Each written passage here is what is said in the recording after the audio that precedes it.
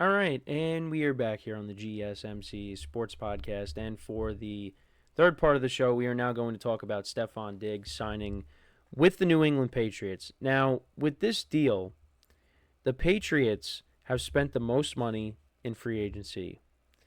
They have spent a total of $355 million. They signed Milton Williams from the Eagles to a 4-year, $104 million contract. They signed Carlton Davis to a 3-year, $60 million contract. They signed Harold Landry to a 3-year, $43.5 million contract. They've also signed other players as well. I mean, they signed Matt Collins as well. And now they signed Stefon Diggs to a 3-year, $69 million deal. $26 million guaranteed. Now, last year, his season got cut short. He tore his ACL in week 8. And his stats through 8 games with the Texans last season, he had 496 receiving yards and 3 touchdowns. And, he was off to a good start. But unfortunately, that had to happen to him. Now the Patriots bring him in. So right now, he's looked at as, I guess he's the number 1 receiver. Now, I think the deal is a bit of a gamble. I'm not big on this deal just because I feel like Diggs is, on the decline.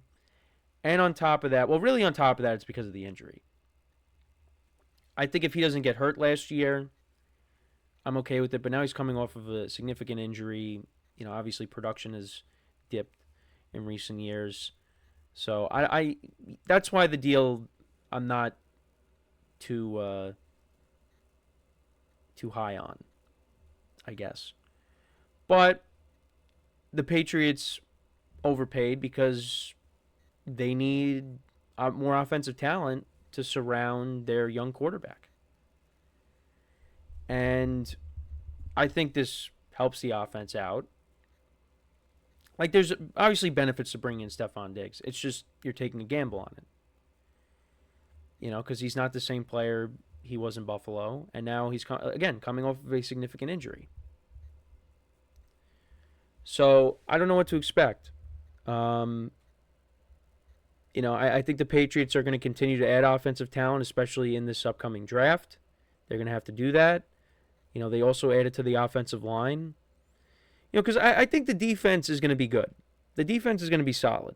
And the Patriots' defenses are usually good year to year. It's just the offense that has really been devoid of elite talent. But now you have the young quarterback, and now you can continue to build around him. Like I said, you added Matt Collins, who led the Bills in touchdown receptions last season. Now you add Stefon Diggs. You still got Hunter Henry. You still got Ramondre Stevenson. But there's still more that you could add to this offense. You can continue to improve the offensive line. Maybe if Travis Hunter falls past the top 3, they can get him. Or the Patriots could draft Tetairoa McMillan, because that's another top wide receiver prospect that could be available. Unless maybe the Patriots trade out and they trade down and get more picks. That's also a possibility. I could definitely see the Patriots doing that. But I think with their first pick, they should stay where they are and draft an elite level talent on offense. Because now if you add in McMillan with Diggs, it's not bad. It's not bad. And you still got some of the other young receivers that they drafted last year that maybe they take another step forward. So yeah, it's really the contract for me that I don't like. I do think that he could be productive with the Patriots as the number 1 receiver, but I do worry about the injuries. He's going to be 32 in November, but maybe he bounces back. And he shows us that he really still has a ton of gas left in the tank, as opposed to some. But looking at Diggs, we did go over his stats from last year. His last season in Buffalo, he did have 1,100 yards receiving. He had 8 touchdowns. And he was kind of the third option with the Texans. Well, he was really going to be the third option. Because they had Tank Dell, or the second option at least. You got Tank Dell, and He was coming back from injury. He had Nico Collins. Texans dealt with a lot of injuries to their receiving core last year. We really didn't get to see, Tank and Diggs and Nico all be on the field at the same time, because at least one of them was out at some point during the year. So, but now Diggs can reestablish himself as a number one receiver. And, he's got a young quarterback that's going to be throwing him the ball. Now, I know there's going to be some concerns with Diggs' attitude and, if he doesn't get the ball enough, how is that going to affect the relationship with him and Drake May? Drake May's going into his second year. He's going to be the starter from day one. How is that going to pan out? It'll work. I think it's going to work. But, again, I'm not expecting Stefon Diggs to go out there and have, a season like Jamar Chase had.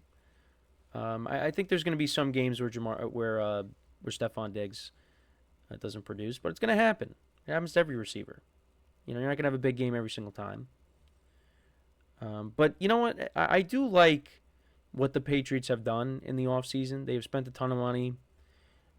Vrabel now is the head coach, and bringing back Josh McDaniels. This Patriots team is going to win more games.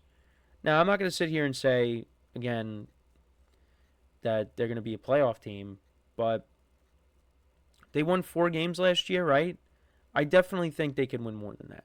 And I've said it before. And if they can knock this draft out of the park, because we don't know what the Jets are going to be. And, Tua hasn't been able to stay healthy other than 2023. But, that's been sandwiched in between 2 years where Tua's gotten hurt. The concussions have been a problem. And, last year against the Bills, I know that the last game of the regular season doesn't really count because it was the backups. But, the Patriots, they were up 14-0 in Buffalo, a couple weeks before that. And that was with the team that they had last year. Now you have a better team. They could definitely, stir the pot in the AFC East. They're not going to be a pushover. They're not. It's not going to be an easy game for you to win against the Patriots, because they are coming in as a better team. How many wins are they going to get? I mean, look, we're very early in the process of 2025. We still got the entire NFL draft. But I think you will definitely see them address the offense heavily, as they should. That's a team that definitely needs to go more offense. Now, could they add elite level talent on defense if it's available? Sure. But I do think, like I said, the best course of action for them is maybe they take an offensive lineman, but I think you go after a playmaker. That's just my opinion. But let me know what you guys think about that. But yeah, no, I like the pairing of Diggs with Drake May. It's just I'm not a huge fan of that contract, because that contract definitely could age poorly. It definitely could. Now they could eat that money if he's really disappointing and they cut him. But I think if it was a 2-year deal, I'd feel a little bit better. 3 years, yeah, I don't know. I don't know. But I'd have to look more into the contract and how it's set up. Because again, it's a player coming off of it. But the main thing for me is it's just he's coming off of the ACL. That's what it comes down to. So, yeah, so the Patriots, they do add a playmaker. There's still some other receivers out there. You still got Keenan Allen, who's unsigned, right? I'm curious to see where he'll end up, because he kept saying it's either going to be the Bears or it's going to be out in L.A. Where's he going to end up? We'll have to wait and see. But, yeah, it took a while for Diggs to sign. I mean, we're almost in April already. But that's another big name that is off the board. And actually, so Keenan Allen is still available. Let's see who else, what other receivers are left. So I want to look at the free agents if I can. Because I'll go to Over the Cap. Over the Cap has everything. So currently, want to look at the free agent wide receivers. So Diggs is with the Patriots. Oh, yeah, that's right. So you have Keenan Allen, who's still a free agent. You still have Amari Cooper, who's a free agent. Tyler Lockett's a free agent. Deontay Johnson is a free agent. Then you got Robert Woods. But, he's not the same player he was back with the Rams.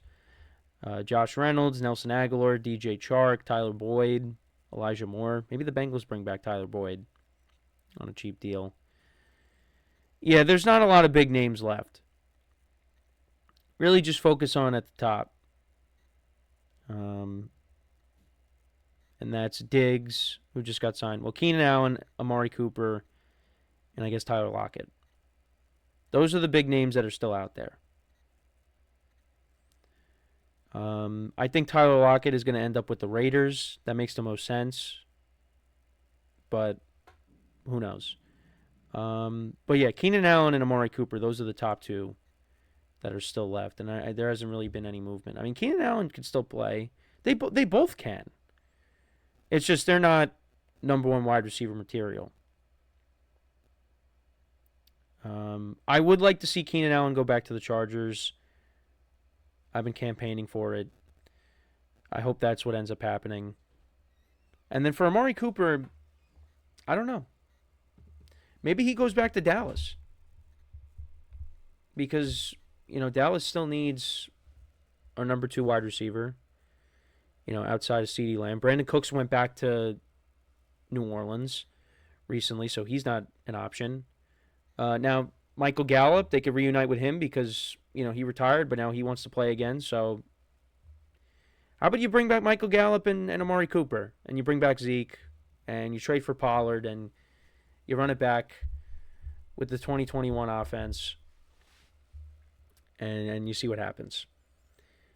Yeah, but no, Amari Cooper definitely, I would say, is an option for the Cowboys, but I don't know. It doesn't seem like they're going to do it because I feel like they would have done it already, but who knows?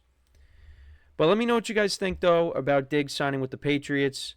Do you like the fit? Again, I think it's beneficial for Drake May. It gives him another playmaker. It's just I have an issue with the contract.